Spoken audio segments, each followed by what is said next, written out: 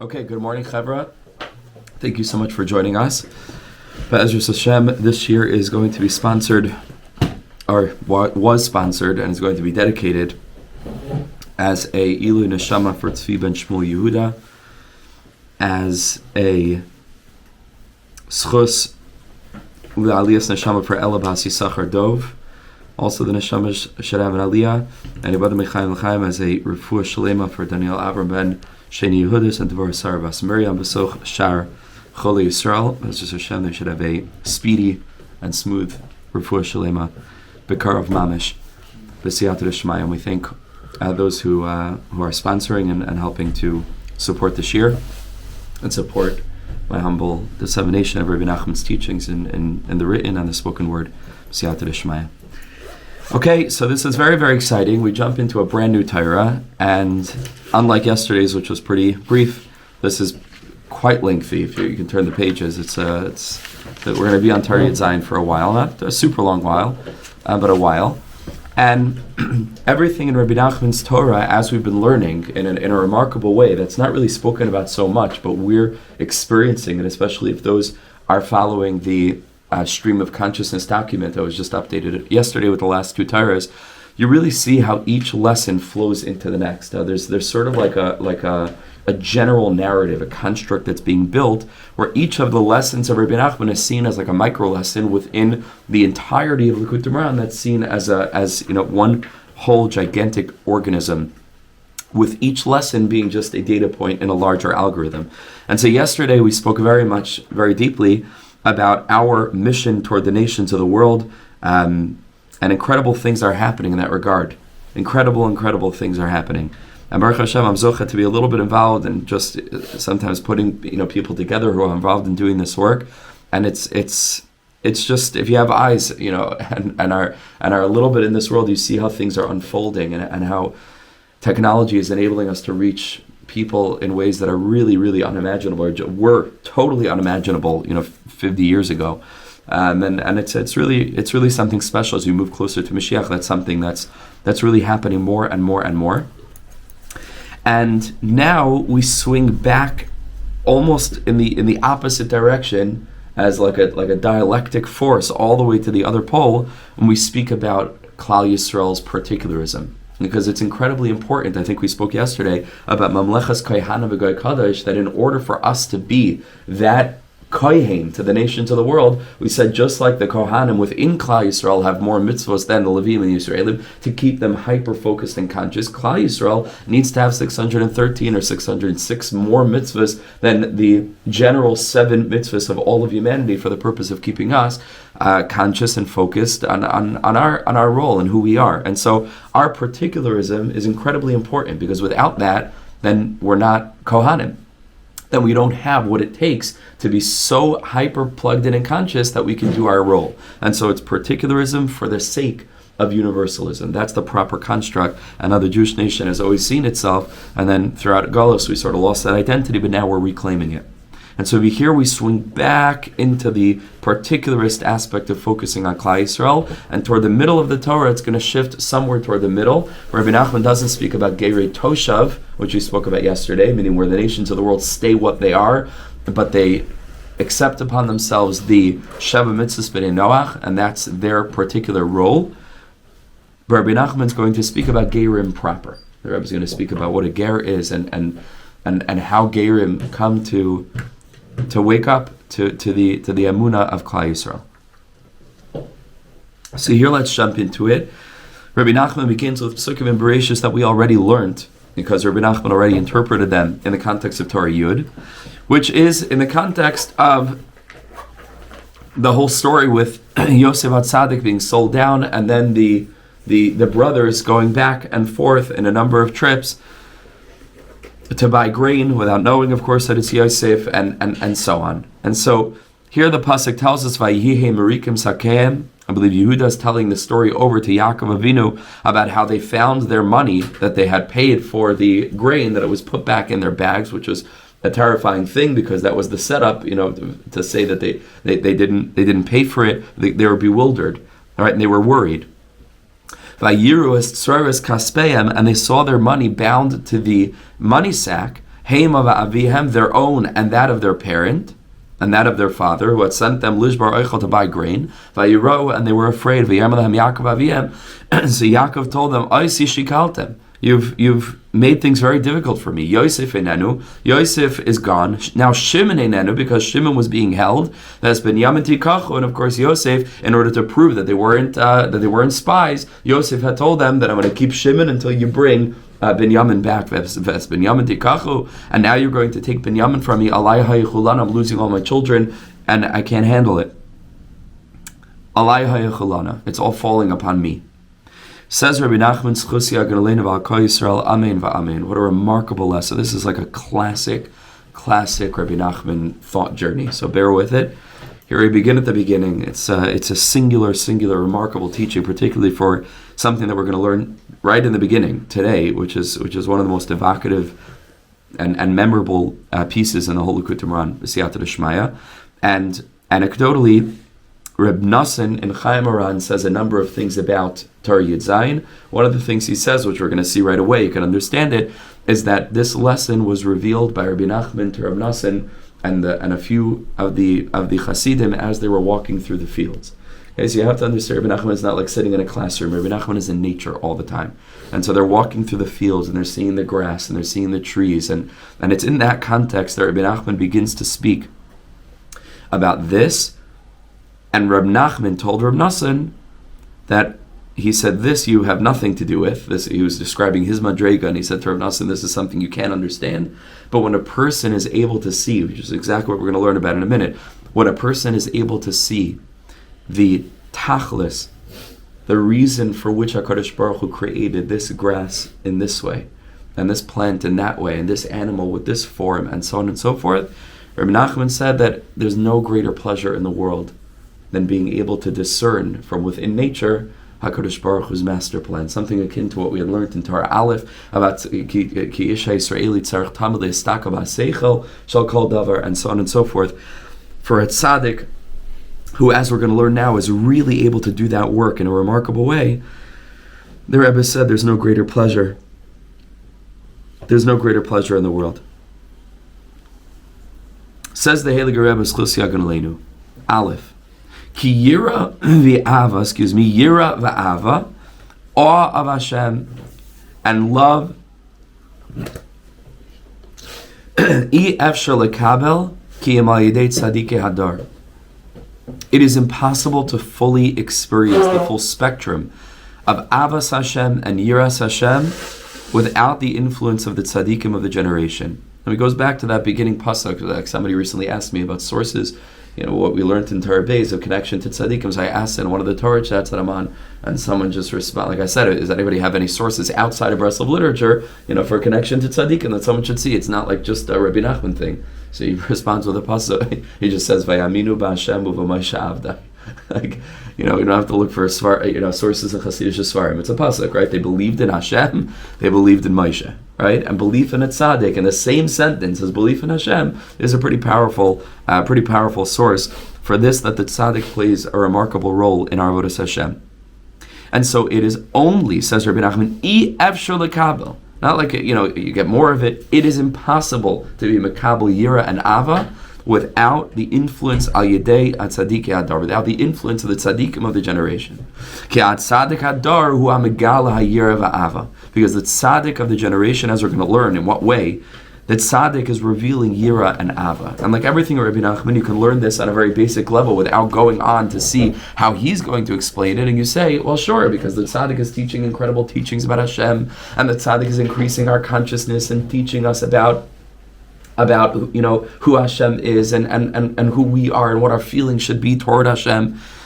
But the Rebbe says something entirely different. The mechanism works completely differently. And here he explains. Ki tzaddik mevakesh umechapes tamid. The tzaddik is constantly seeking and searching legalos haratzona shel Hashem yisbarach, to reveal the intention, the will, the desire of Hashem. Ki yesh bechol davar ritzayin Hashem yisbarach, because within every single thing in creation there is the ratzon, there is the desire of Hashem. Hein bechlal habriya, whether generally in creation, this is what we would refer to in Torah Aleph as Haseichel shel kol davar, the seichel within everything, the chalal habriya. Just the fact of existence screams the desire for HaKadosh Baruch Hu, like we say in Kiddush, v'ratza banu, like Hashem wanted us, Hashem wanted this, Hashem wants all of creation because this is how it is, and it's Toila Eretz al Bli Ma. What is the Ma that the Eretz is Toila on? It's HaKadosh Baruch Hu's desire for everything to be the way it is. That's Hashem's motivation to create the world. Also in the particularities of creation, this is what's referred to in Torah Aleph as the Chachma Masechel Sheyesh Bichal Davar. Right? So there's Shel Kol Davar, which is the general, and then Sheyesh Bichal Davar is the Prate Habriya, Bichal Davar v'Davar Befrat. Each and every slightest aspect and facet of creation is reflective of the will of Hashem for that thing to be the way that it is. There's Hashem's desire is reflected there and captured there. That Hashem is Baruch Ratza, this that HaKadosh Baruch Hu wanted, that this particular thing should be the particular way that it is. Batmuna Hazois, with this image, and with this particular energy and power, and with this particularized kind of nature. And the next thing, the next animal, the next plant, the next object, has a completely different appearance, and a different energy, and its nature is different. The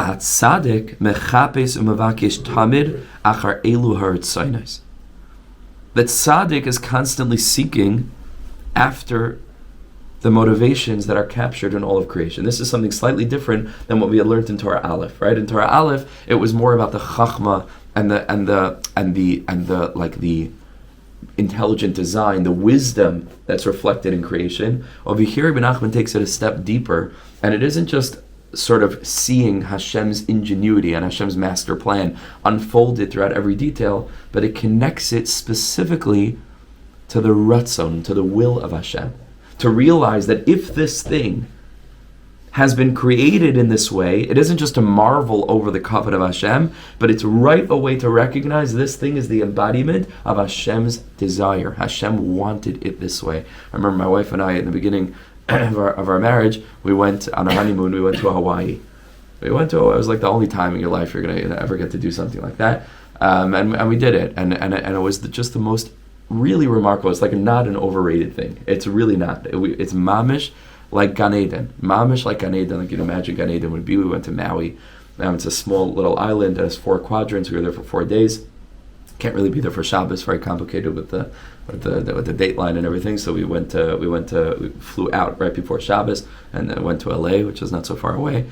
Those 4 days we explored this whole island, and I remember just marveling over just the most remarkable niflais habayre that I had never seen before that, and I've never seen since. It's mamish singular. It's something else. We've traveled to different places, but nothing comes close to that. It was mamish.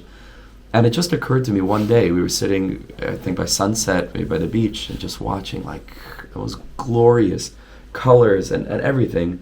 It occurred to me that the same one who designed this, like from the same mind that this came from, tefillin came from. Like the same exact mind that designed and devised this remarkable design tzitzis. Mamish design, like Hashem's brain. No human being came up with this thing, with this black box and with the straps. So this is mamish straight out of Ritzoni Yisbarach, as is every single thing that we encounter in the natural world. Everything was designed. It came from Hashem's mind. All of us, not just in nature, us sitting here, words, this all emerged from the mind of Hashem. That in a certain sense Hashem is so hidden and Hashem is so abstracted, and like we learned in Torah Tesvav, without HaKadosh Baruch Hu going through the tzimtzum process of giving us words with which to refer to Him, Hashem is like, we can't even talk about Hashem. And at the same time Hashem is so immediate from the standpoint to just look around. This is the externalization of Hashem's will.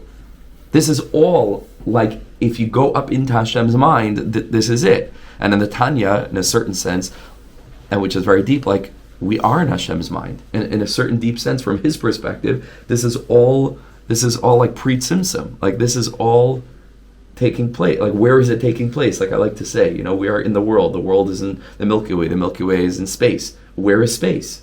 Where is it?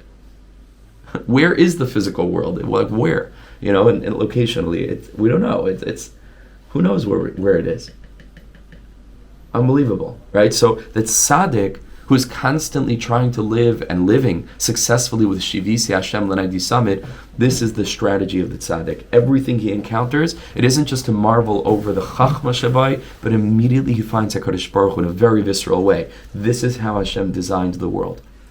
And again, let's just clarify that it's most readily observable in nature, which is one of the things that makes it so difficult to serve Hashem today, because look around this room, and say, aside from us, almost every single thing that you see in here was designed by a human. Almost every single thing was either manufactured by a human or but in nature is a natural setting. Well, yes, nature is a natural setting, but it's the natural setting for the study of Torah and for the immersion in HaKadosh Baruch Hu's moach and ratzon, and that's why the tzaddikim would spend so much time in nature. So this is what the Rebbe is saying. Every single thing. The tzaddik is seeking after the divine motivation reflected in every single thing. To be able to understand what was Hashem's intention in creating this thing. What's the depth of this that HaKadosh Baruch Hu desired? That the lion should have such incredible power and might, and should look in the way a lion looks, and to have this particular nature that a lion has. And then a Jew also has to be thinking, and that tzaddik is reflecting on Yatosh Katan, on a tiny little mosquito. It's so weak. And HaKadosh Baruch Hu created it with a different nature and a different energy. And over here in this sentence, when it's contrasted with a lion, it just goes to show, how precious even a mosquito is, that we're so quick to, destroy Hashem's creatures. Something you should try to be very makpid on. If something comes into your house, a little bug, a spider, you have to kill it. You scoop it up and take it outside because this is not a thing you made, and so we don't have permission to destroy it. Not only isn't it a thing we made, all human beings from beginning of time to the end of time couldn't collude with all of the geniuses to produce this spider in the way that it is. It's a marvel, and it just happens just because it's so small. Scale doesn't matter, right? On its level, it's tremendously big. That's what it is, and we squish it. You can't squish it. Because the yatush, the little mosquito we're learning over here, has a particular teva and tmuna and hanaga that comes from the ratzon of Hashem, no less than the teva and the tmuna and the what's it called and the hanaga of a lion. And I saw in a sefer that he said maybe if we're speaking about yira and ava, so maybe that's why it's particularly a lion and a mosquito. He said that a lion is of course yira, all right, the gevura sari, the might of the lion, and the mosquito, he says, is a reflection of Ava, because the Gemara tells us that of all the human beings, like I said, came together, they couldn't put a neshama into a yatosh. Even a mosquito we couldn't bring to life, without HaKadosh Baruch Hu. And so that brings a tremendous love. And to realize this, that HaKadosh Baruch Hu was so kind to have created the world in exactly the proper way that he created it. Okay, so maybe this is the Ari and the yatosh on a deeper level. Ava and Yira, as we're going to see. And the same is true on the level of the detail of details within the lion itself. Why does the lion's tail look daika the way that a lion's tail looks, which like smooth, and a little bit of fur at the end? Why does it look that way? And why does this limb have this particular movement and this energy? And the snout, the face of the lion has a very particular look, and the mane of the lion, the koyach v'teva v'anhaga acheres, and has a different nature and a different experience. And this is what the tzaddik does, and the tzaddik reflects on all the creatures of the world. Whether daimim, whether on the level of inanimate, the last hey of Yud Kei Vav Kei, whether it's someach, whether the plant life, which is the vav of Yud Kei Vav Kei, whether the chai, the animals, which is the first hey of Yud Kei Vav Kei, whether medaber, like we spoke a little bit yesterday, reflecting on the form of each and every human being. It's incredible how there are distinctions between each and every human being, each and every nationality. Human beings are remarkably diverse. One of the chaver told me, such a sweet yid, amazing yid, really amazing yid, this sort of Ori Strum. If you haven't seen any of his stuff, he's mamish one of the most creative people. Kedai to look up his resources. He has a parsha sheet, I believe. Amazing, very, very creative, very unique. And so he's listening to the SHIURIM, and he shared, because I was speaking about, if you remember in Torah Tetzvav, I was speaking about Chachma b'goyim tamin, Torah b'goyim loy tamin, right? And I spoke about how in the East, so they're very connected to the unity of everything, and to divinity and infinity and whatever, and that's Chachma. That's the Bechina of Chachma, which is boundaryless and beyond any limitations. Torah b'goyim al tamin, we have the vessels where we have particular mitzvahs that are enabling us, to really bring it down into our lives in a very measured and very vessel-oriented way. So he said, he sent me a message, he said, Rabbi Nachman later on in Likutei Moharan, at a very famous teaching, Torah Samachay, says that in the same way that a person he just, let's say, reflects on the way in which, if a person wants to see something very far away, they squint.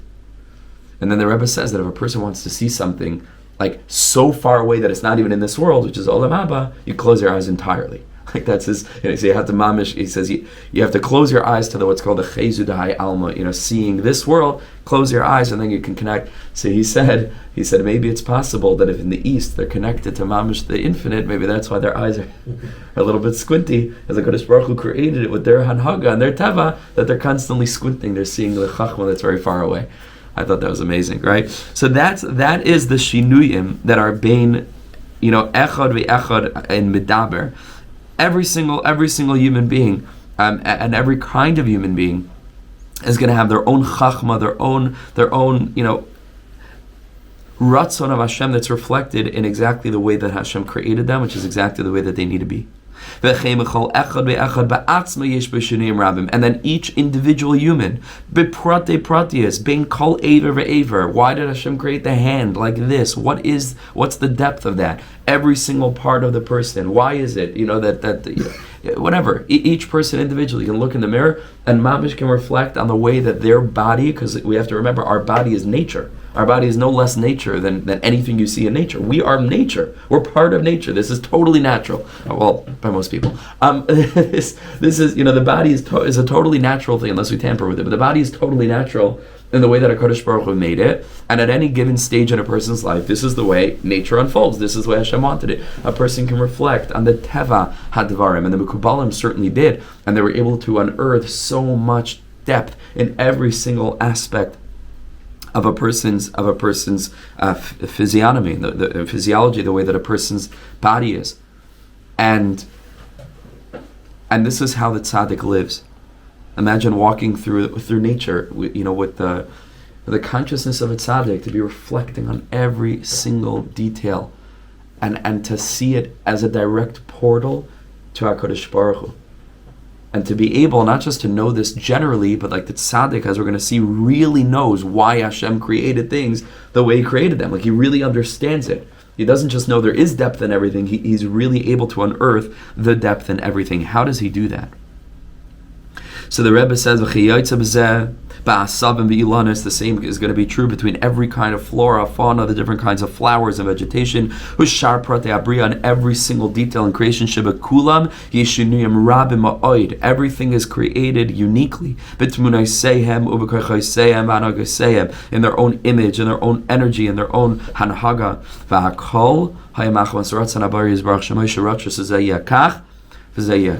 This is all because of Hashem's ratzon and chachma that he inputs within every single creature, that it should be exactly like this. So a tzaddik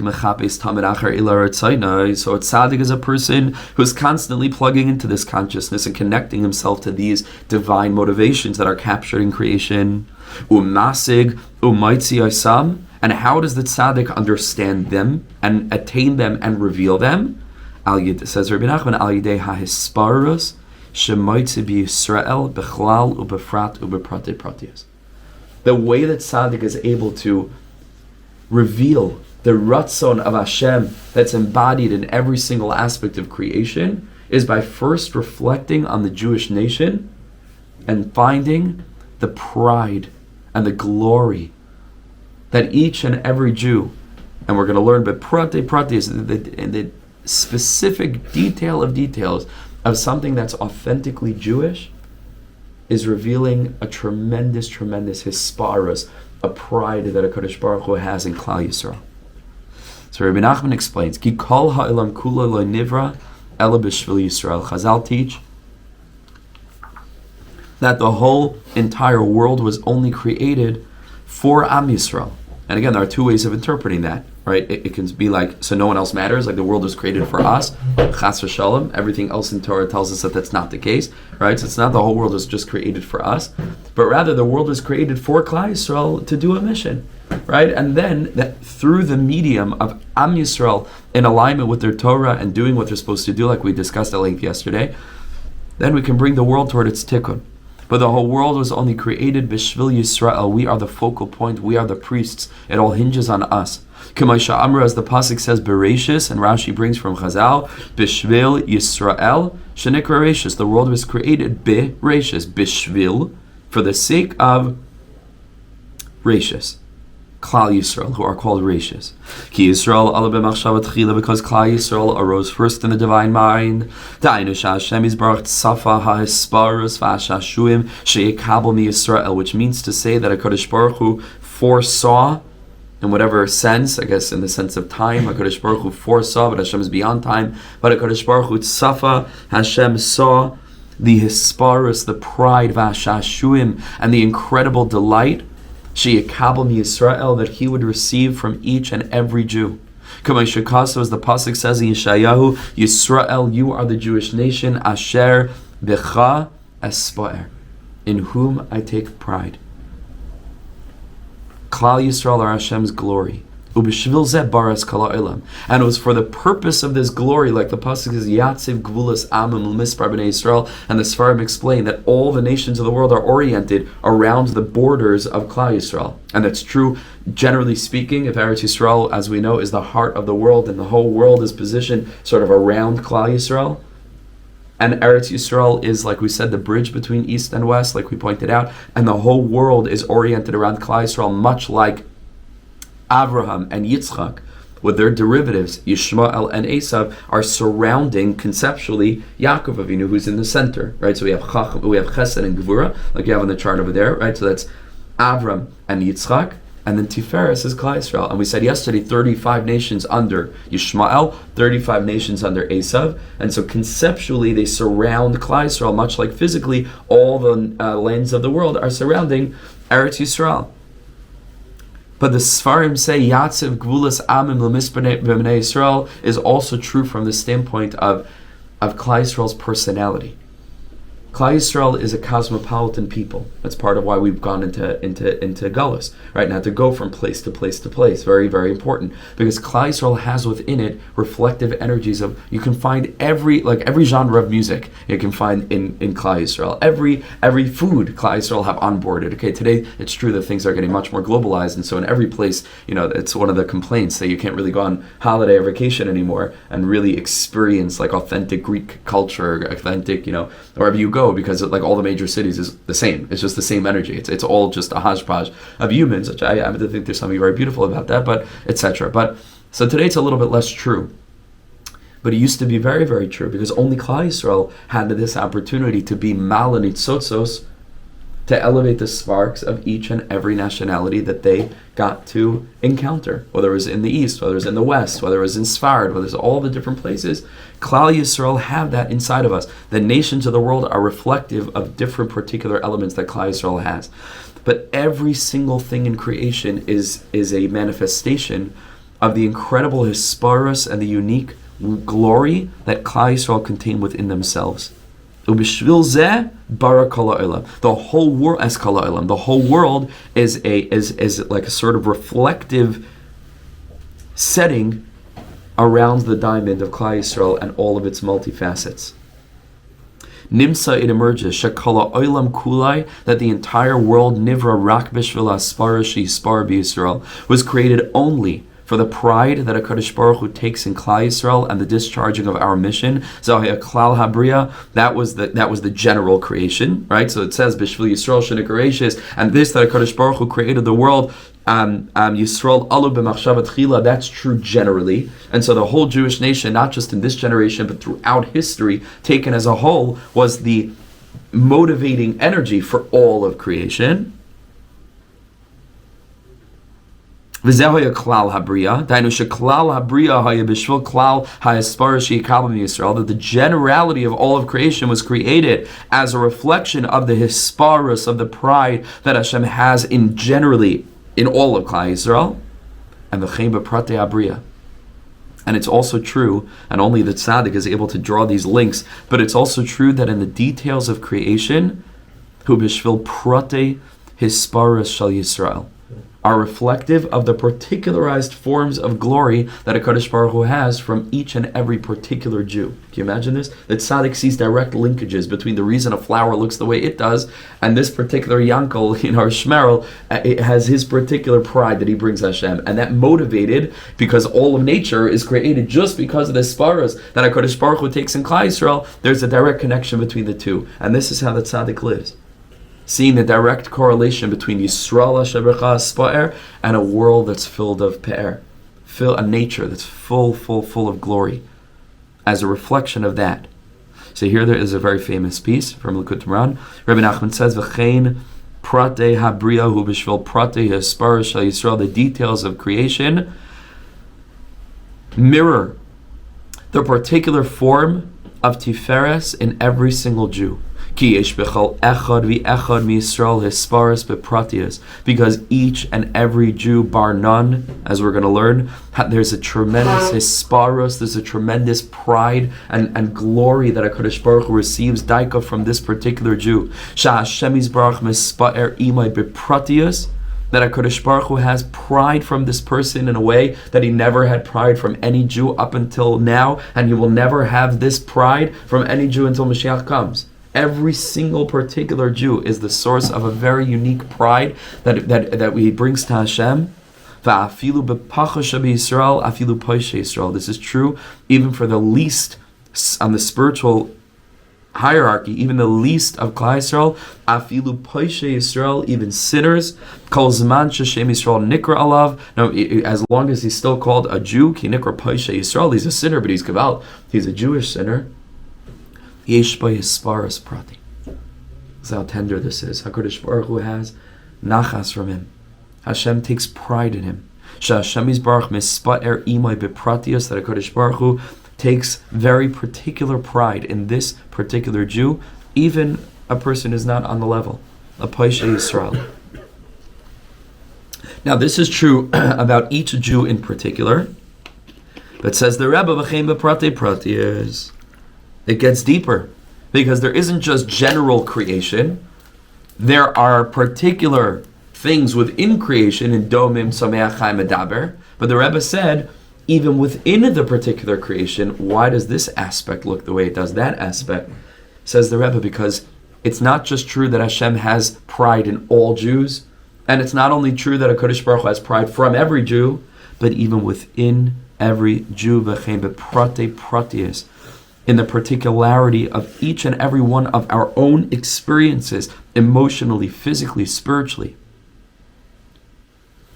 Ki yesh b'chol eiver ve'eiver, in each of our limbs and every finger, v'chein b'chol tenua u'v'tenua, and every movement shel Yisrael that the Jewish person makes, hisparas acher. HaKadosh Baruch Hu has a different and unique experience of pride. And here's a very famous line: "V'yesh lefa'amim," there is a time she'eza pachus shabi Yisrael, that some very lowly Jew who's disconnected and spiritually estranged, oisena nua imapea shaloi. If a person is privileged to have a little payas, that's the person's minhag, or that's the person's. So he twirls his payas a little bit. So just absent-mindedly, as a cultural thing, just to put his finger in his payas and smooth him out. He's not even thinking about it. And HaKadosh Baruch Hu has a tremendous proliferation of pride and joy and glory, because this Jew just made some arbitrary Jewish cultural hand motion that no other nationality has this thing, there's no such thing. But by Jews we have it. And HaKadosh Baruch Hu takes pride in that. Every movement, in every limb, we have to recognize it's mamish. We don't know who we are. We don't know. Like B'Shvi Li Nivra Olam was true for each and every one of us. It was worth the whole creation coming into being just for the pride that HaKadosh Baruch Hu has in each and every one of us alone. And in the particular forms of pride that we generate, this is why there's a world around us the way that we see it. It's a result of that hisparos, of that pride. So says Rabbi Nachman, V'hatzadik al yedei shemavakish shemachapis tamid u'moitzei haspara sheyish b'Yisrael b'chlal u'befrat u'beprate pratius. So the tzaddik, who's constantly super attuned to the pride that each and every Jew is manifesting, this incredible pride, bechlal, all Jews, ubefrat, each Jew, ubeprate pratius, and within each Jew, bechol evro tnua shakol echav v'echad v'Yisrael keniska la'el, and every limb and every movement in each and every particular Jew, so Memela, like we said, he's able to draw a direct link between that and creation. Shahayalai b'chol habriya, that HaKadosh Baruch Hu had in creating the world in general, b'chalal ubefrat ubeprate pratius, and in each and every particular creation and in the particular of the particulars. Ki kol ritzayna shakol habriya kolei b'shvil hisparsha Yisrael k'niskala, because like we said, the whole purpose of creation was for the hisparos of Klal Yisrael. That's what motivated, catalyzed, activated the creation of the world. And so there's a direct linkage between each and every Jew's pride and the particular aspects of creation. They reflect one another. Every single thing was created in accordance with the HaKadosh Baruch Hu's will, with this energy, with this nature, with this mode of behavior, aligned with the pride that Hashem takes in every single Jew. Nimsa, it emerges when a person is attuned to the incredible pride and the incredible glory of the Jewish people and the incredible sweetness and delight that HaKadosh Baruch Hu takes in every Jew,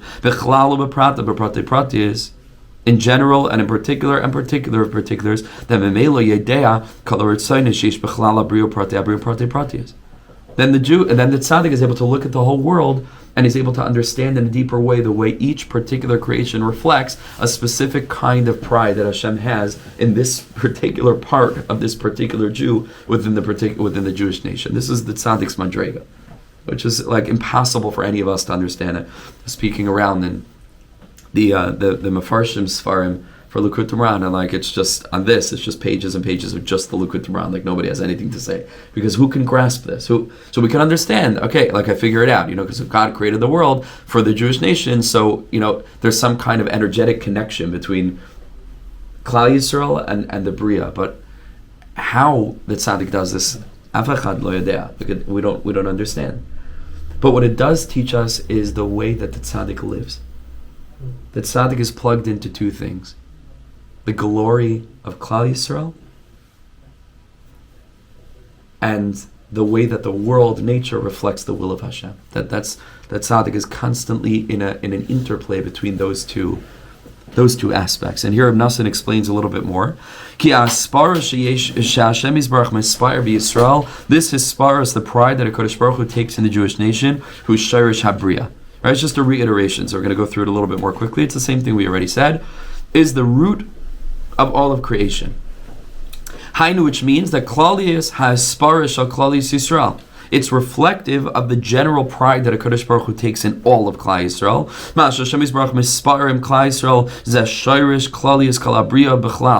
That right? So that's the general root and the engine of all of creation is the pride that Hashem has in all of Klal Yisrael, and that's all of creation. And also more specifically, again, this that HaKadosh Baruch Hu takes particular pride in each and every particular Jew. If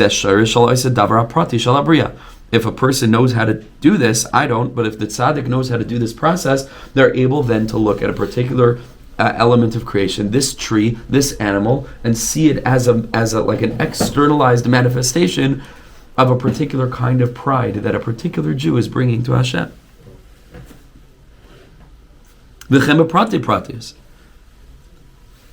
And even more particularly, the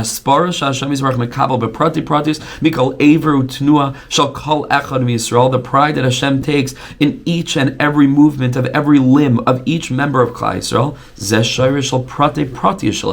This is the root for all the particular details of this particular creation within all of creation as a whole. Dainu shall call Aver be'aver, and each limb be'prati prati shall call Nivra o Nivra, and its detail within each and every creature. Va'klal, and the general principle is Ki ikra bria haya b'shvil hasparos sheyispar im Yisrael. Hashem created the world for the pride that He will receive from us.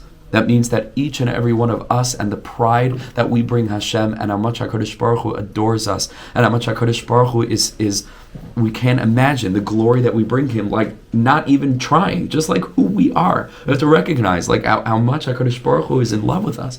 Like a parent with a child, it just takes pride in the child from afar, even when the child is not doing something particularly to please the parent or to impress the parent, but just by nature, especially true about younger children. Then they get older, it's a bit complicated, but young children who just are. And we have nachas from them, not because they, jumped through hoops and got good grades and whatever, just because of who they are. And this is how it is with us and Hashem. That's why Kodesh Baruch Hu created the world. We have to recognize that. And Mamela, the whole world, if it exists, is reflective constantly of the pride that we're bringing to HaKadosh Baruch Hu. Okay, a question? I just wanted to know, because I was thinking, this reminds me a lot about Choyvus Levavos Shar HaBechina, right? But he's adding a whole new it's a whole different thing. Shar HaBechina is Torah Aleph. That's why it's different. Okay. Shar HaBechina is standard Torah Aleph. Look into creation, be mispainin. No. So this is Mashu Acher. Acher. And the Yid, and it's a whole new thing. Wow. That's like Rabbi Victor Miller, sort of the Chachma, and there's a huge place for that. Yeah. Now here we're talking about this supernatural linkage between the Yid and creation, and understanding that all of that Chachma comes as a result of HaKadosh Baruch Hu's passion and pride for Klal Yisrael. That connection is unique to Rabbi Nachman. Nobody talks about that. It's something else. So v'aklal ki ikra bria hay b'shvil haspara sheyispar im Yisrael v'za'asparas hu shoirish v'chiyah shel kol habriya. That pride that we bring Hashem is literally motivating all of creation. That the only reason creation exists is because we exist. Because we're the ones who are bringing this pride to Hashem, b'shvil Yisrael, shenikru ureishis, b'chlalius u'bepratius u'beprate-pratius, like we said, in general, in particular, and in the details of details. Ki kol ha'ritzaynus shel Hashem yisbarach b'brias ha'olamot, b'chlal u'befrat u'beprate-pratius, and again, he's belaboring the point, and he's going to explain why in a minute. And because all of creation in general and in the details and in the detail of details was for the sake of the pride that Hashem will take in us. Because generally the world and the galaxies and the cosmos have a certain image, and that's like existence as a whole. Seder, and in this order and function, that like the whole creation as a general organism functions, could be and that's in direct correlation with the general pride that Hashem has from all of Klal Yisrael as a collective. And the thing called davar befrat, each and every particular entity within creation, with this image, with this nature, and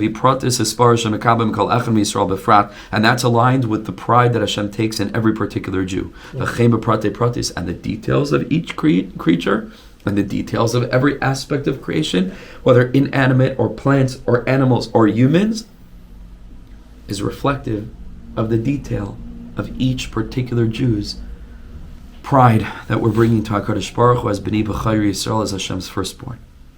V'al kenat tzaddik. And therefore the tzaddik, the true tzaddik, or the tzaddik emes, a person who's on this level, because they're constantly focused on the milas of Jews and constantly focused on how essentially good Jews are. And Jews can pick up a lot of things that are estranged from Jewishness. Like somebody was telling me, he feels like an anti-Semite sometimes in terms of how how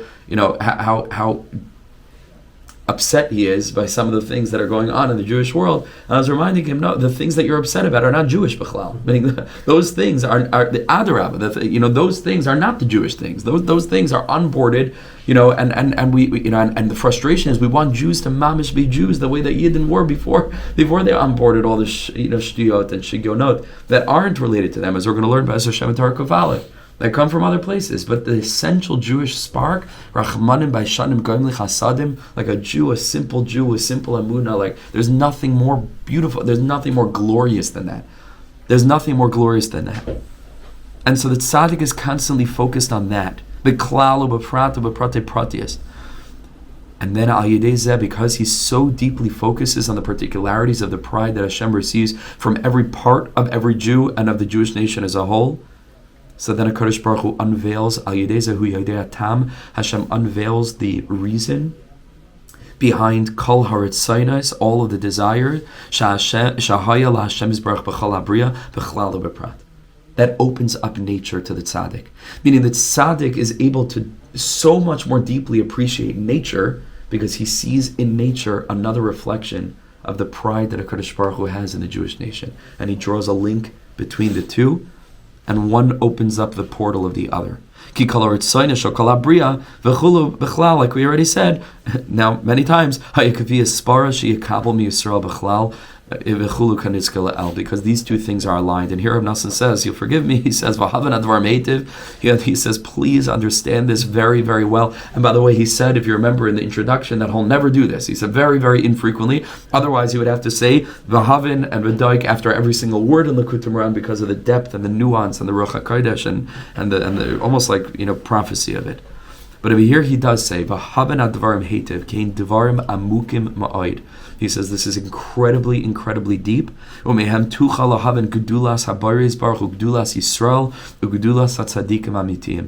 this you can understand the greatness of Hashem, of the Creator, the greatness of Klal Yisrael, and really the greatness of the true tzaddikim. Because it's such a high madrega. It's like we can't even relate to this. What does this mean? Rabbi Nachman said, Reb Nosson is telling us in these brackets. He says, because Reb Nosson wrote this lesson, right? So he because it's not Lashon Rabbeinu, so he's telling us the reason why he went at such length, to review this idea, is because sometimes it's not just about covering ground. Sometimes it's about contemplating. There's a quality. All of Likutei Moharan is about quality. We're not trying to get through. We're trying to be misbainin. We're trying to really contemplate it. So Reb Nosson says, I had to take the time. He says to review again and again and again, so we should appreciate what we're saying here. It's not just like an interesting piece of text.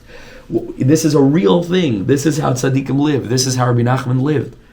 We should understand the gedula of the tzaddikim amitim, eich heim mistaklim ba'olam, how they look at the world, that we should begin to look at the world a little bit in an inkling of a me'ain of this.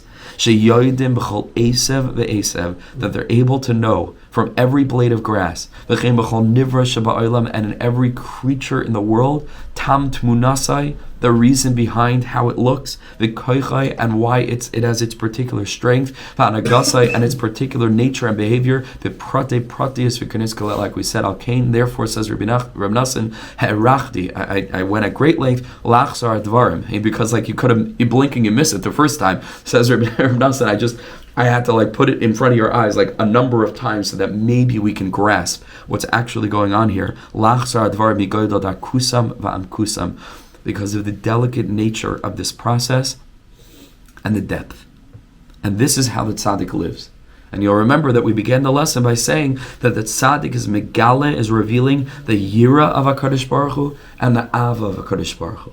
But as Hashem, tomorrow we're going to see how there's a direct link between this avodah of the tzaddik to find the hisparus of the Klal Yisrael and Prate Yisrael, and Prate Pratis within Yisrael is reflected within the klal of the bria, the prat of the bria, and the prate pratius of the bria, and how that process enables the yira of Hashem to reveal itself and the ava of Hashem to reveal itself in such a way that a Jew can merit to true ava and yira Only, said Rabbi Nachman, efshar lekabel kiyam ha'yidei tzadikei adar, and they have to be tzadikim on this level. And so, just the real tzadikim amiti in the chameshes yichidei adaros, those unique tzadikim of the generations who were so attuned to the preciousness of Klal Yisrael and really believed in Klal Yisrael. That they really believed in Klal Yisrael. They believed that we could change the world. They believed in every yid. They believed in every part of every yid, more than that yid could ever even imagine. And that's why they wanted so much from Klal Yisrael. They wanted so much from the world. They weren't critical of Klal Yisrael. They believed in Klal Yisrael so deeply. They understood what Klal Yisrael is in a way that Klal Yisrael sometimes forgets. And Hashem should bless us, B'ezras Hashem, to contemplate these ideas. We're going to go outside in a couple of minutes after shacharis. You go out and you look at the bria. You have an intimate relationship with this. Who knows if this particular tree isn't reflective of you? Ki Adam Eitz Hasadeh. And it opens up a whole new way of looking at the natural world and of looking at Klal Yisrael. Pachas Shavi Yisrael Eisen Anua Ima Peah Shalai. Hashem Yisbarach Yesh Le Sparas Gadol Gam Yizeh. I can't imagine the rejoicing, the celebration that Hashem has from the smallest tiny detail of every smallest tiny Jew. Ashreinu Ma'tayv Chalkeinu Ma'noim Karaleinu Ma'yafa Yerushaseinu. Thank you so much for listening. Have the most wonderful day. There's I would say cute, I don't like saying that, especially Likutei Moharan, a cute reference. Recording stopped. to exploitedness. Yeah. SHIURIM b'chol Asef, that each blade of grass, which exploitedness, like in nature, right? Nature, that each blade of grass, they hear every tefillah, even smallest, which is what we're talking about. Beautiful. They hear it and they're elevated by it and they're reflected in it. So it's like every word becomes another blade of grass. Like and point the Indian of the spoilers that there's not a tefillah too small, which is this Indian that not a mosquito not too small. That thing it's right. Beautiful. Right, every component of creation, even the most apparently slight, is reflective of some pride that HaKadosh Baruch Hu has. There you know, Yoidim. אני הבן ואתה האב שלי שכל כך אוהב אותי האב שלי מלך חי וקיים על כל נשימה שאני